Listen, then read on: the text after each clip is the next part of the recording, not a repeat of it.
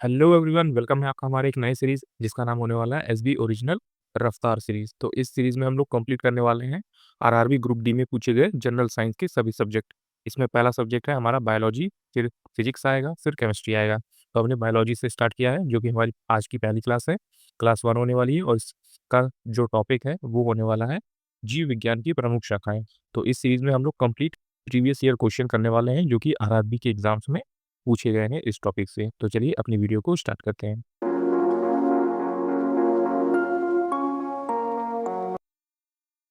तो आइए देखते हैं कि इस टॉपिक से हमारे किस टाइप के क्वेश्चन जो है एग्जाम्स में पूछे जाते हैं। तो इसमें पहला क्वेश्चन आता है हमारा जो कि है जीव विज्ञान की कौन सी शाखा वंशानुक्रम पैटर्न के माध्यम पर केंद्रित है। तो ये आपका राइट आंसर हो जाएगा ऑप्शन नंबर सी, अनुवांशिकी। जो अनुवांशिकी की शाखा है वो वंशानुक्रम पैटर्न के माध्यम पर केंद्रित होती है। तो आप इसे याद रखेंगे कि जीव विज्ञान की वो शाखा है जो कि वंशानुक्रम पैटर्न के माध्यम पर केंद्रित है। तो ऑप्शन नंबर सी, अनुवांशिकी है। अगला क्वेश्चन है, दूसरा क्वेश्चन हमारा। तो इसमें पूछा गया है सब्जियों, फलों और फूलों जैसी उच्च मूल्य वाली फसलों की खेती को क्या कहा जाता है। तो इसमें आपसे पूछा गया है कि जो फलों और फूलों जैसी खेती होती है, सब्जियों की खेती, तो उनकी फसलों की खेती को क्या कहते हैं। तो उसको बोलते हैं हॉर्टिकल्चर। आपका right answer option number D हो जाएगा, इसका नाम है हॉर्टिकल्चर। तो आप इस क्वेश्चन को याद रखेंगे अच्छे से कि सब्जियां, फलों और फूलों जैसी उच्च मूल्य वाली फसलों की खेती को क्या कहा जाता है। तो हॉर्टिकल्चर कहा जाता है। इसी तरह अगला क्वेश्चन आता है हमारा जो कि तीसरा क्वेश्चन है, कोशिकाओं के अध्ययन को क्या कहा जाता है। तो इसमें आपसे पूछा गया है कि जो कोशिकाएं होती हैं उनके अध्ययन को क्या कहा जाता है। तो उनके अध्ययन को साइटोलॉजी कहा जाता है। ऑप्शन नंबर सी आपका राइट आंसर हो जाएगा कि कोशिकाओं के अध्ययन को क्या कहा जाता है। तो ये कहा जाता है साइटोलॉजी। ये सभी 200 इंपॉर्टेंट क्वेश्चन है और यही क्वेश्चन जो है वो हर बार एग्जाम्स में रिपीट होते हैं। तो आप इन सभी क्वेश्चन को अच्छे से याद करके जाएंगे अपने एग्जाम्स के लिए। तो आपने इस क्वेश्चन को अच्छे से याद रख लिया कि कोशिकाओं के अध्ययन को साइटोलॉजी के नाम से जाना जाता है।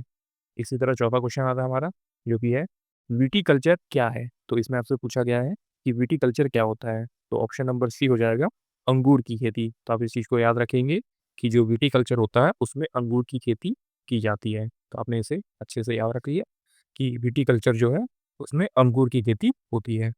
इसी तरह आप नीचे भी देख पा रहे होंगे कि सब्जियों की खेती क्या होती है। तो ये ओलेरी कल्चर होती है। और फूलों की खेती क्या होती है। तो ये फ्लोरिकल्चर होती है। ऊपर वाले क्वेश्चन में आपने देखा था कि उसमें हॉर्टिकल्चर लिखा था, तो वो सिर्फ सब्जियों के लिए नहीं था, वो सभी चीज़ों के लिए था, सब्जियों के लिए, फूलों के लिए, फलों के लिए। तो वो हॉर्टिकल्चर था, लेकिन इसमें सिर्फ आपको सब्जियों के लिए पूछा गया है।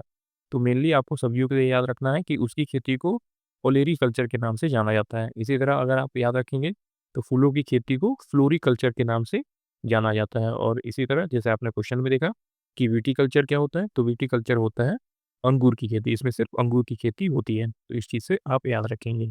इसी तरह अगला क्वेश्चन आता है एपिग्राफी शब्द का यूज क्या है, मतलब एपिग्राफी का क्या अभिप्राय है। तो एपिग्राफी का मतलब होता है शिलालेखों का अध्ययन करना। जो हमारे पुराने शिलालेख हैं उस पे कुछ भी अगर चीज़ें लिखी होती हैं तो उसी का अध्ययन करना जो है वो एपिग्राफी कहलाता है। तो आप इस चीज़ को याद रखेंगे कि एपिग्राफी का क्या अभिप्राय है। तो शिलालेखों का अध्ययन करना, ये एपिग्राफी का मतलब होता है।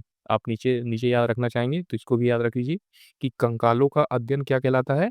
तो ये कहलाता है ऑस्टियोलॉजी। तो आप इस चीज़ को याद रखेंगे कि कंकालों का अध्ययन कहलाता है ऑस्टियोलॉजी। और शिलालेखों का तो मैंने आपको बता ही दिया, एपिग्राफी कहलाता है। इसी तरह जो मानचित्र का अध्ययन करते हैं उन्हें कार्टोग्राफी कहते हैं। और सिक्कों का अध्ययन करने वाले को इसको बोलते हैं न्यूमेस्टिक्स। तो इसी चीज़ से आप याद रखेंगे कि सिक्कों का अध्ययन करने वाले को न्यूमेस्टिक्स कह के नाम से जाना जाता है। तो आपने इस क्वेश्चन में क्या याद रखा कि एपिग्राफी जो है वो किसके लिए जाना जाता है। तो शिलालेखों के अध्ययन के लिए ये जाना जाता है। ऑप्शन नंबर बी आपका राइट आंसर हो जाएगा। इसी तरह जो है कंकालों के अध्ययन को किस नाम से जाना जाता है, ये ऑस्टियोलॉजी के नाम से जाना जाता है। शिलालेख का अध्ययन क्या कहलाता है, तो एपिग्राफी कहलाता है। इसी तरह मानचित्र का अध्ययन क्या कहलाता है, तो कार्टोग्राफी कहलाता है। और फिर इसी तरह सिक्कों का अध्ययन करने वाले को क्या कहते हैं, तो न्यूमेस्टिक्स के नाम से इन्हें जाना जाता है। आगे बढ़ते हैं हम अपने अगले क्वेश्चन। क्वेश्चन नंबर 6 है हमारा जो कि है पक्षियों के अध्ययन को क्या कहा जाता है। तो इसमें आपसे पूछा गया है कि जो पक्षियाँ होती हैं उनके अध्ययन को क्या कहते हैं। तो ऑप्शन नंबर डी, ऑन्थ्रोलॉजी के नाम से जाना जाता है इसे। आप इस चीज़ को याद रखेंगे कि पक्षियों के अध्ययन को क्या कहते हैं, ऑर्निथोलॉजी के नाम से इसे जाना जाता है। जैसे आप नीचे भी देख पा रहे होंगे कि ऑर्निथोलॉजी के नाम से क्या जाना जाता है, पक्षियों का अध्ययन के नाम से जाना जाता है। फिर अगला है हेर्पेटोलॉजी के नाम से जाना जाता है, उभयचरों एवं सरीसृप के अध्ययन को जाना जाता है। फिर अगला है ऑप्थेल्मोलॉजी इसमें आँखों का चिकित्सक अध्ययन के नाम से इसे जाना जाता है। फिर एंथ्रोपोलॉजी ये जाना जाता है मानव के क्रमिक विकास का अध्ययन करने के लिए। तो ये चारों चीज़ें आप याद रखेंगे। ऑर्निथोलॉजी जो है पक्षियों का अध्ययन करने के लिए इसे जाना जाता है। फिर इसी तरह हेपेटोलॉजी ये उभयचर एवं सरीसृप का अध्ययन करने के लिए जाना जाता है। फिर ऑप्थेल्मोलॉजी ये जाना जाता है आँखों का अध्ययन और चिकित्साई अध्ययन करने के लिए। और फिर है एंथ्रोपोलॉजी जो कि मानव के क्रमिक विकास का अध्ययन करने के लिए कि मानव पहले कैसा था और अभी मानव कैसा हो जाता है। तो इसी के विषय में जानकारी या फिर अध्ययन करने के लिए एंथ्रोपोलॉजी शब्द का यूज़ करते हैं। तो क्वेश्चन नंबर 6 आप इसे अच्छे से याद रखेंगे, काफ़ी इंपॉर्टेंट है कि पक्षियों का अध्ययन करने के लिए कौन-सा वर्ड यूज़ होता है? तो ऑर्निथोलॉजी का वर्ड जो है वो यूज़ होता है। आगे बढ़ते हैं अपने 7वें क्वेश्चन पे। तो 7वां क्वेश्चन है हमारा पक्षियों का अध्ययन को क्या कहा जाता है? तो इनमें कहा जाता है ऑर्निथोलॉजी। तो आप इसको याद रखेंगे। कई बार इसे बर्डोलॉजी लोग लगा के चले जाते हैं ऑप्शन नंबर में। तो ये जो है वो हमारा गलत है। राइट आंसर हमारा हो जाएगा ऑर्निथोलॉजी। तो पक्षियों का अध्ययन क्या कहलाता है हमारा? ऑर्निथोलॉजी कहलाता है। इसी तरह अगला 8वां क्वेश्चन आता है हमारा, जो हमसे पूछा गया है सेरीकल्चर के बारे में। तो सेरीकल्चर आप याद रखेंगे कि सेरीकल्चर क्या होता है? तो ये रेशम की खेती होती है। जो रेशम के कीड़े होते हैं, उनसे रेशम निकालने की प्रक्रिया को सेरीकल्चर के नाम से जाना जाता है। इसी तरह नीचे आप देख पा रहे होंगे, इसमें लिखा हुआ है सेरीकल्चर जिसका मतलब होता है रेशम कीट का पालन या फिर उसका अध्ययन करना। फिर इसी तरह है पीसीकल्चर, पीसीकल्चर मतलब होता है मत्स्य पालन या फिर जिसे हम आम भाषा में मछली पालना भी कहते हैं। फिर है एपीकल्चर, एपीकल्चर का मीनिंग होता है मधुमक्खी को पालना या फिर उसका अध्ययन करना। फिर है एवीकल्चर, इसका मतलब होता है पक्षी की पालना या फिर उसका चीज़ें देखभाल करना, पक्षियों की देखभाल करना। तो आप इस चीज़ को याद रखेंगे कि पक्षी पालना एवीकल्चर कहलाता है, लेकिन जो पक्षियों का अध्ययन कहलाता है, वो ऑर्निथोलॉजी कहलाता है, जैसे मैंने आपको ऊपर वाले क्वेश्चन में बताया। तो एक-एक चीज़ आप अच्छे से याद रख के जाएँगे, तो आपके एग्ज़ाम्स में काफ़ी अच्छे मार्क्स आने की संभावना बढ़ जाती है। तो आप इसे याद रखिए कि सेरीकल्चर होता है रेशम की खेती और इसी तरह आपने नीचे देखा कि पीसीकल्चर मतलब मत्स्य या फिर मछली पालना, एपीकल्चर मतलब मधुमक्खी को पालना और एवीकल्चर मतलब पक्षी पालन। तो इस चीज़ से आप याद रखेंगे। अगला है 9वां क्वेश्चन हमारा, इसमें भी आपसे पूछा गया है कि सेरीकल्चर जो है वो किसके संबंधित है? तो ऑप्शन नंबर सी रेशम की कीड़ों का पालन करना, इसी को सेरीकल्चर के नाम से जाना जाता है। अगला है 10th क्वेश्चन हमारा जो कि है निम्नलिखित में से कौन-सा शब्द पशु व्यवहार के जैविक अध्ययन का सबसे अच्छा वर्णन करता है? तो इसमें आपसे पूछा गया है पशु व्यवहार जैविक अध्ययन जो है उसके लिए कौन-सा वर्ड है? तो इथोलॉजी है। ऑप्शन नंबर डी आपका राइट आंसर हो जाएगा। इथोलॉजी जो है वो पशु व्यवहार जैविक अध्ययन से संबंधित है। और फिर आप इसी तरह नीचे देख सकते हैं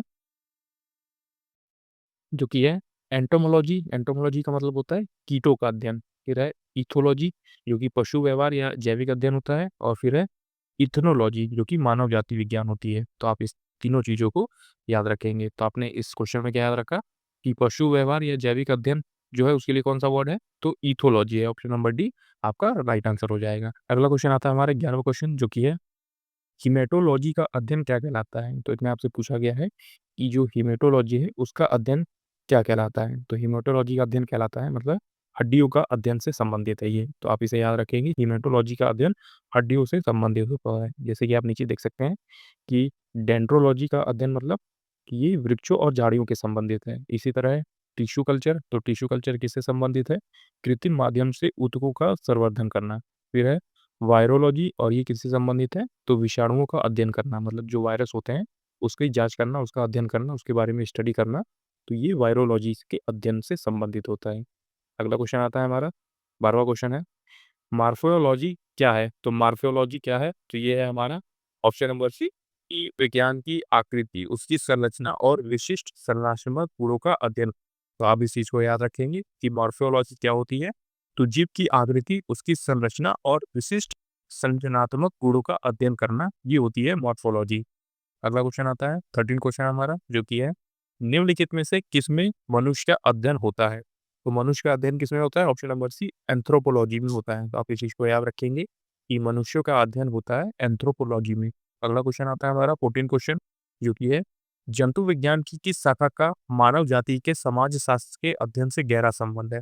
तो ऑप्शन नंबर डी एंथ्रोपोलॉजी से है इसका संबंध। तो आप इस चीज़ को याद रखेंगे कि जंतु विज्ञान की किस शाखा का मानव जाति के समाज शास्त्र से अध्ययन जो है वो काफ़ी गहरा संबंध है। तो ये एंथ्रोपोलॉजी ऑप्शन नंबर डी आपका राइट आंसर हो जाएगा।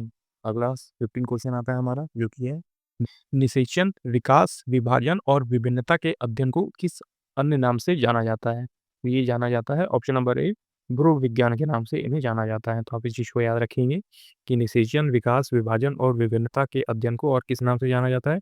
तो भ्रूण विज्ञान के नाम से इसे जाना जाता है। अगला क्वेश्चन आता है 16 क्वेश्चन हमारा, जो कि है पौधों में बीमारियों का अध्ययन और वह तरीका जिसमें पौधे विरोध करते हैं या संक्रमण से सामना करते हैं, वो क्या कहलाता है? तो ऑप्शन नंबर सी, फाइटोपैथोलॉजी कहलाती है। तो आप इस चीज़ को याद रखेंगे, फाइटोपैथोलॉजी कहलाती है पौधों में बीमारियों का अध्ययन और वो तरीका जिससे पौधे विरोध करते हैं या संक्रमण से सामना करते हैं। तो ये कौन सा तरीका है? तो ये फाइटोपैथोलॉजी है। इसमें क्या होता है कि पौधों की रोग और उसके बचाव या सुरक्षा संक्रमण के अध्ययन को फाइटोलॉजी के नाम से जाना जाता है। अगला क्वेश्चन आता है 17 क्वेश्चन हमारा, जो कि है जीवित चीजों पर मृदा के प्रभाव का अध्ययन मृदा विज्ञान की किस शाखा के अंतर्गत आता है? तो ये आता है ऑप्शन नंबर बी, एडाफोलॉजी के अंतर्गत ये आता है। तो आप इस चीज को याद रखेंगे कि जीवित चीजों पर मृदा के प्रभाव का अध्ययन मृदा विज्ञान के किस शाखा के अंतर्गत किया जाता है? तो एडापोलॉजी के अंतर्गत ये किया जाता है। जिसमें आप विज्ञान की शाखा नीचे देख सकते हैं, इसमें लिखा हुआ है विज्ञान की शाखा एडोफोलॉजी। एडोफोलॉजी आप याद रखेंगे, जीवित चीजों पर मृदा के प्रभाव का अध्ययन ये एडोफोलॉजी में किया जाता है। एंड्रोलॉजी क्या होता है? एंड्रोलॉजी को आप याद रखेंगे, पुरुषों में बांझपन व यौन रोगों का अध्ययन करना, ये एंड्रोलॉजी कहलाता है। फिर एग्रोबायोलॉजी क्या कहलाती है? ये कृषि में पौधों का पोषण व जीवन का अध्ययन करना, ये कहलाता है एग्रोबायोलॉजी। फिर अगला है डेस्मोलॉजी। तो डेस्मोलॉजी क्या आता है? एनाटॉमी के अंतर्गत स्नायुबंध का अध्ययन कहलाता है। तो आप इस चीज को याद रखेंगे, ये सभी विज्ञान की प्रमुख शाखाओं में से एक है। जैसे कि एडोफोलॉजी मतलब कि जीवित चीजों पर मृदा के प्रभाव का अध्ययन। फिर है एंड्रोलॉजी, एंड्रोलॉजी मतलब पुरुषों में बांझपन व यौन रोगों का अध्ययन। फिर है एग्रोबायोलॉजी, जिसमें कि कृषि में पौधों का पोषण व जीवन का अध्ययन। फिर है डेस्मोलॉजी, डेस्मोलॉजी मतलब एनाटॉमी के अंतर्गत स्नायु बंध का अध्ययन करना, ये है डेस्मोलॉजी। तो आप इस चीज को याद रखेंगे, विज्ञान की कुछ प्रमुख शाखाओं में से ये सभी इंपॉर्टेंट है और इसका अध्ययन ये सारी चीजें कहलाती हैं। इसी तरह अगला क्वेश्चन आता है हमारा 19 क्वेश्चन, जो कि है निम्नलिखित में से चिकित्सा विज्ञान की कौन सी प्रशाखा यकृत के उपचार और अध्ययन से संबंधित है? तो इसमें आपसे पूछा है कि यकृत के उपचार और अध्ययन से कौन सी विज्ञान की शाखा संबंधित है? तो हेप्टोलॉजी। तो आप इस चीज को याद रखेंगे कि हेप्टोलॉजी जो है वो लीवर और गॉल ब्लेडर और अग्नाशय के साथ साथ उनके कई विकारों का अध्ययन इसमें किया जाता है, जिसका नाम है हेप्टोलॉजी। तो आप इस चीज को याद रखेंगे, काफी इंपॉर्टेंट 19वां क्वेश्चन आता है हमारा हेप्टोलॉजी, इसमें दिया गया है। और नीचे आप देख पा रहे होंगे कि हेप्टोलॉजी के अंतर्गत यकृत मतलब लीवर, पित्ताशय की थैली जिसे हम गॉल ब्लेडर कहते हैं, और अग्नाशय मतलब कि पैनक्रियास के साथ-साथ ये उनके विकारों का भी अध्ययन इसमें किया जाता है। तो ये तीनों चीज़ों का अध्ययन जो है वो किसमें किया जाता है? तो हेप्टोलॉजी में इसका अध्ययन किया जाता है। अगला 20 क्वेश्चन आता है हमारा, जो कि है जीवों के वर्गीकरण से संबंधित जीव विज्ञान की शाखा को क्या कहते हैं? तो ये कहते हैं वर्गीकरण विज्ञान। ऑप्शन नंबर ए आपका राइट आंसर हो जाएगा कि जीवों के वर्गीकरण से संबंधित जीव विज्ञान की शाखा को वर्गीकरण विज्ञान के नाम से जाना जाता है। अगला 21 क्वेश्चन आता है हमारा, जो कि है जंतु विज्ञान किसका अध्ययन है? तो जंतु विज्ञान जो है वो किसका अध्ययन है? तो ये जानवरों का अध्ययन है। जैसा आप नाम से ही इसे जान गए होंगे कि जंतु विज्ञान में किसका अध्ययन होगा? तो जानवरों का इसका अध्ययन होता है। अगला है 22 क्वेश्चन हमारा, विज्ञान की एक शाखा जो जीवन या पृथ्वी से परे मौजूद जीवन की संभावनाओं से संबंधित है, उसको क्या कहा जाता है? उसको कहा जाता है एक्सोबायोलॉजी। ऑप्शन नंबर बी आपका राइट आंसर हो जाएगा। उसको कहा जाता है एक्सोबायोलॉजी। जैसे एक्सोबायोलॉजी जो होता है वो विज्ञान की वो शाखा है जो जीवन या पृथ्वी से परे मौजूद जीवन की संभावनाओं से संबंधित है। मतलब कि पृथ्वी के अलावा भी कहीं और जगह पर किसी और ग्रह पे जीवन हो सकते हैं। तो इसी के अध्ययन को किस नाम से जाना जाता है? एक्सोबायोलॉजी के नाम से इसे जाना जाता है। अगला 23 क्वेश्चन आता है हमारा, जो कि है डैश तत्वों और मानव जैसी प्रजातियों जैसे कि बंदर, वानर, वन मानुष आदि के व्यवहार का अध्ययन क्या कहलाता है? तो ये कहला जाता है प्राइमेटोलॉजी। ऑप्शन नंबर सी आपका राइट आंसर हो जाएगा। प्राइमेटोलॉजी कहलाता है मानव जैसी प्रजातियों जैसे बंदर, वानर, वन मानुष आदि के व्यवहार का अध्ययन कहलाता है। तो उसे ही प्राइमेटोलॉजी के नाम से जाना जाता है। अगला क्वेश्चन 24 आता है हमारा, जो कि है निम्नलिखित में से कौन सा मकड़ियों का अध्ययन कहलाता है? मतलब जो स्पाइडर होते हैं उनका अध्ययन क्या कहलाता है? तो ऑप्शन नंबर ए आर्कनोलॉजी कहलाता है। ऑप्शन नंबर ए आपका राइट आंसर हो जाएगा कि ये मकड़ियों का अध्ययन से संबंधित है। तो इसका क्या नाम है? आर्कनोलॉजी इससे संबंधित है। जैसे आप नीचे देख पा रहे होंगे, विज्ञान की कुछ प्रमुख शाखाएँ इससे संबंधित है। आर्कियोलॉजी ये संबंधित है मकड़ियों का अध्ययन से। फिर है एंथ्रोपोलॉजी, ये संबंधित है मानव की संस्कृति या सभ्यता का अध्ययन करना कि मानव पहले कैसा था, अभी कैसा होता जा रहा है। तो इस टाइप का जो अध्ययन है वो एंथ्रोपोलॉजी में होता है। फिर है एपिकोलॉजी, एपिकोलॉजी में मधुमक्खियों का अध्ययन होता है। तो आप इस चीज़ को याद रखेंगे, एपिकोलॉजी में मधुमक्खियों का अध्ययन होता है। फिर है साइनोलॉजी, तो साइनोलॉजी में कुत्तों का अध्ययन होता है, डॉगिस का अध्ययन होता है। तो आप इस चीज़ को याद रखें कि आर्कनोलॉजी में क्या होता है कि इसमें मकड़ियों का अध्ययन होता है। फिर इसी तरह एंथ्रोपोलॉजी में क्या होता है कि मानव की संस्कृति या उसकी सभ्यता का अध्ययन होता है। फिर है एपिकोलॉजी, इसमें मधुमक्खियों का अध्ययन होता है। फिर है साइनोलॉजी, तो साइनोलॉजी में कुत्तों का अध्ययन होता है। तो इस चीज़ से आप याद रखेंगे। इसमें आपसे पूछा गया है क्वेश्चन में कि मकड़ियों का अध्ययन क्या कहलाता है, तो आर्कनोलॉजी कहलाता है। ऑप्शन नंबर ए आपका राइट आंसर हो जाएगा। इसी तरह 25 क्वेश्चन आता है हमारा, जो कि है सोरोलॉजी जो है वो किसका अध्ययन है? तो सोरोलॉजी जो है वो छिपकली का अध्ययन है। ऑप्शन नंबर बी आपका राइट आंसर हो जाएगा। सोरोलॉजी आप इसे याद रखेंगे कि ये छिपकली के अध्ययन से संबंधित है। अगला 26 क्वेश्चन आता है हमारा। डैश लिखित दस्तावेज है जो एक मानव विज्ञानी संस्कृति का चित्रण दर्शाते अनुसंधान से तैयार करता है। तो ये क्या है? Option number A ethnography. Ethnography एक लिखित दस्तावेज है जो कि मानव विज्ञानी संस्कृति का चित्रण दर्शाते अनुसंधान से तैयार किया जाता है। तो ऑप्शन नंबर ए एंथनोग्राफी, आप इसे याद रखेंगे। फिर अगला 27 क्वेश्चन आता है हमारा, जो कि है प्राचीन काल के जानवरों, पौधों एवं अन्य जीवों के संरक्षित अवशेषों या चिन्हों के अध्ययन का विज्ञान कहलाता है। तो क्या कहलाता है? जीवाश्म विज्ञान कहलाता है, जिसे हम लोग पैलियोटोलॉजी के नाम से जानते हैं। तो आप इस चीज़ को याद रखेंगे कि जो प्राचीन काल के जानवर, पौधे या अन्य जीवों के संरक्षित अवशेषों या फिर चिन्हों का अध्ययन जो है वो किस विज्ञान के अंतर्गत आता है? तो जीवाश्म विज्ञान के अंतर्गत आता है। जैसे कि कोई बहुत पुराना जानवर है, उसकी कुछ हड्डियों के अवशेष मिले हैं या फिर किसी ज़मीन के अंदर कोई साइन मिला है, चिन्ह मिला है, तो इस तरह की चीज़ें जो पता लगाई जाती हैं, वो जीवाश्म विज्ञान के अंतर्गत प पता लगाई जाती है और इनकी शाखा का क्या नाम है? तो पैलियोंटोलॉजी के नाम से इसे जाना जाता है। अगला 28 क्वेश्चन आता है हमारा, जो कि है जीवाश्मों के अध्ययन को क्या कहा जाता है? तो जीवाश्म विज्ञान कहा जाता है। तो आप इस चीज़ को याद रखिए। फिर अगला है 29 क्वेश्चन, पैलियोंटोलॉजी के अध्ययन से संबंधित होता है। तो पैलियोंटोलॉजी डैश के अध्ययन से संबंधित है। तो किसके अध्ययन से? तो ये जीवाश्मों के अध्ययन से संबंधित है। तो आप इस चीज़ को याद रखेंगे कि जो पैलियोंटोलॉजी है वो किसके अध्ययन से संबंधित है? तो वो जीवाश्मों के अध्ययन से संबंधित है। अगला क्वेश्चन जो है 30 क्वेश्चन आता है हमारा, पादप विज्ञान या फिर फाइटोलॉजी जो है वो किसका अध्ययन करता है? तो पादप विज्ञान जो है किसका अध्ययन करेगा? तो ज़ाहिर सी बात है ये पौधों का अध्ययन करेगा। ऑप्शन नंबर बी आपका राइट आंसर हो जाएगा। तो आप इस चीज़ को याद रखेंगे कि पौधों का विज्ञान पादप विज्ञान या फिर फाइटोलॉजी के अंतर्गत किया जाता है। तो आपने इस चीज़ में इस क्वेश्चन में याद रखा कि फाइटोलॉजी जो है उसमें किसका अध्ययन होता है? तो उसमें अध्ययन होता है पौधों का। ऑप्शन नंबर बी आपका राइट आंसर हो जाएगा। इसी तरह 31 क्वेश्चन आता है हमारा, जो है ऑन्कोलॉजी किस बीमारी के उपचार से जुड़ा है? तो ऑन्कोलॉजी जो है वो किस बीमारी के उपचार से जुड़ा है? तो कैंसर के उपचार से जुड़ा है। काफ़ी इंपॉर्टेंट क्वेश्चन है, आप इसे याद रखेंगे कि जो ऑन्कोलॉजी है वो किस बीमारी के अध्ययन से है? तो कैंसर के अध्ययन से ये जुड़ा हुआ है। फिर अगला क्वेश्चन आता है हमारा, जो कि है 32 क्वेश्चन, कवक विज्ञान क्या है? तो कवक विज्ञान क्या है? तो ऑप्शन नंबर ए है कुकुरमुत्ता का अध्ययन करना। तो आप इस चीज़ को याद रखेंगे कि कवक विज्ञान जो है वो क्या होता है? ये कुकुरमुत्ता का अध्ययन करना, ये कवक विज्ञान के अंतर्गत आता है। इंपॉर्टेंट क्वेश्चन है, आप इसे याद रखेंगे। नीचे आप देख पा रहे होंगे कि कवक विज्ञान माइकोलॉजी के कवक, कुकुरमुत्ता का राइपोज और म्यूकस आदि का अध्ययन किया जाता है इसमें। फिर अगला 33 क्वेश्चन आता है हमारा, जो कि है माइकोलॉजी। तो माइकोलॉजी में क्या अध्ययन होता है? तो माइकोलॉजी में आप याद रखेंगे कि कवक का अध्ययन होता है। ऑप्शन नंबर बी आपका राइट आंसर हो जाएगा। ये भी इंपॉर्टेंट क्वेश्चन है, आप इस चीज़ को याद रखेंगे कि माइकोलॉजी में जो है वो कवक का अध्ययन किया जाता है।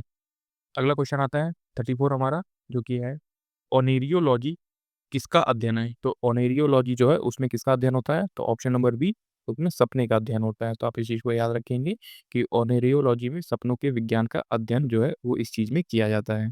अगला क्वेश्चन आता है हमारा 35, जो कि है टैक्सिकोलॉजी किसका अध्ययन है? तो टैक्सिकोलॉजी में किसका अध्ययन होता है? तो ये होता है ज़हर का अध्ययन होता है। तो आप इस चीज़ को याद रखेंगे कि टैक्सिकोलॉजी में किसका अध्ययन होता है?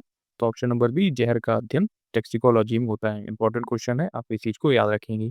ज़हर मतलब विष या टैक्सिकोलॉजी कहते हैं इसे। तो आप इस चीज़ को अच्छे से याद रख लीजिए कि टैक्सिकोलॉजी में ज़हर या विष का अध्ययन होता है। अगला है 36 क्वेश्चन हमारा, जो कि है टैक्सोनॉमी मूल रूप से संबंधित है। तो टैक्सोनॉमी क्या होता है? तो ये जैव विविधता होती है। तो आप इस चीज़ को याद रखेंगे कि टैक्सोनॉमी क्या होती है, तो जैव विविधता से संबंधित है। 37 क्वेश्चन आता है हमारा, बायोसिस्टेमैटिक्स का उद्देश्य क्या है? तो बायोसिस्टेमैटिक्स का उद्देश्य क्या होता है हमारा? ऑप्शन नंबर डी आपका राइट आंसर हो जाएगा कि अध्ययन के सभी क्षेत्रों के विभिन्न मानकों की समग्रता पर उनके विकासवादी इतिहास और उनके फाइनोलॉजी की स्थापना आधार का जीवों का वर्गीकरण। तो आप इस चीज़ को याद रख लीजिए कि बायो सिस्टमैटिक जो है वो किससे संबंधित है, उसका क्या उद्देश्य है कि अध्ययन के सभी क्षेत्रों से विभिन्न मानकों की समग्रता और उनके विकासवादी इतिहास और उनके फाइलोजेनी की स्थापना के आधार पर जीवों का वर्गीकरण करना, यही होता है बायो सिस्टमैटिक्स। फिर अगला क्वेश्चन आता है हमारा 38 क्वेश्चन है, जो कि है विभिन्न प्रकार के ऊतकों के अध्ययन को क्या कहा जाता है? जो ऊतकों का अध्ययन होता है विभिन्न प्रकार का, उसका क्या कहा जाता है?